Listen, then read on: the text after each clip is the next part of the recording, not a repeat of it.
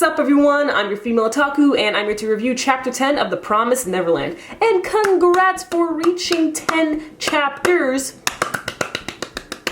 I just want to cut to the chase and talk about Norman, because Norman seems to be pretty stressed out and is now only thinking about Emma as his top priority to escape, because Norman is really stressing on how to outsmart Mama, and I wonder if he's actually overthinking things, you know? I mean, sure, everything Norman is saying seems to be right, and we know that he's the strategist one of the group, or is he the analytical one? I'm getting them confused. Which one's Ray again? Anyway, Norman is really stressing out on how to outsmart Isabella, and I really wonder if he's overthinking things, you know? He's thinking about all these other possibilities and stuff, and at some point, he might just be completely overthinking things, or maybe even getting sidetracked. That could be interesting if that happens, because it could end up leading to that.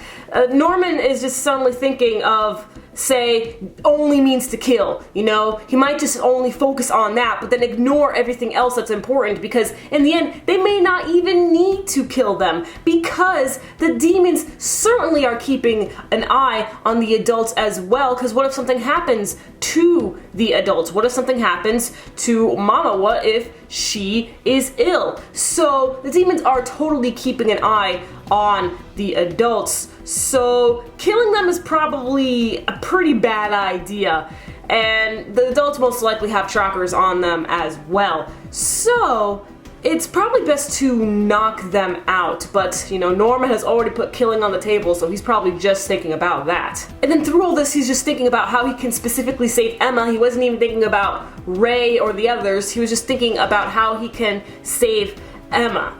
So it's just like, Norman, child, I need you to drink some water, take a deep breath, and smack yourself across the face. Dude, get a hold of yourself. As always, my favorite part when it comes to The Promised Neverland is the conversations between Crone and Isabella, because we always find out more and more information. This time we get a little more in-your-face explanation as to why Crone is here. Crone's only purpose is to keep the demons off Isabella's back. She requested Crone for a helper, an assistant, safety precautions, but that's only just to let the demon know that Isabella has this under control, she has backup and stuff. That's just for the demons to know. But in reality, Isabella doesn't need Crone at all to help with finding the targets and, you know, capturing them, stuff, getting them out. Because Isabella already knows who the target is. And in fact, Isabella hasn't even told Crone. I thought she told Crone who the targets were, but nope, she didn't. And she's not going to tell her anytime soon. And Isabella's just like, listen, I'm going to need you to stop meddling into things. You just witnessed how special my children are. So now that you saw, I'm going to need you to lay off. And if you do as I say, I can guarantee you a mama position. I mean, we all know that's bullshit, but dang, Isabella, you bad. And in the end, Ray was able to deduct two things. First off, that he figured out a way to get around the whole tracker situation. He hasn't explained it yet, but he said that he figured out a way, so we'll probably find out next week. The other thing is that there might be a mole. Now, I think we all know who the obvious mole is. The girl with glasses. Because, like I said last week, there's always a panel in every single chapter that focuses specifically on her, whether she saw something or she's about to say something to Emma.